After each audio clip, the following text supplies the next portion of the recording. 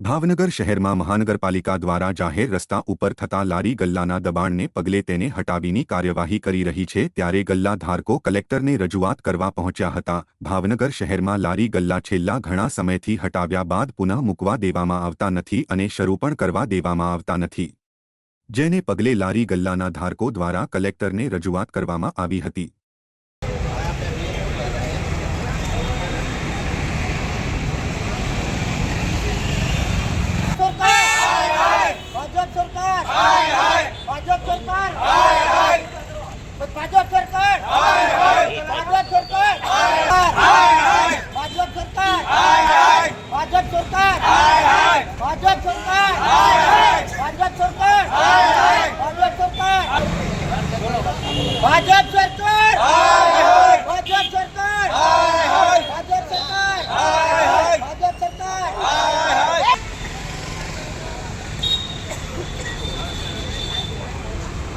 અમે લારી ગલ્લાની રજૂઆત કરવા આવ્યા છીએ કે અમારી લારી ગલ્લા છેલ્લા ઘણા દિવસથી આ લોકોએ બંધ કરાવ્યા છે, તો એ લારી ગલ્લા અમારા ચાલુ કરવા વિનંતી કરી છે। અમે કલેક્ટર ઓફિસે આવ્યા છીએ। અમે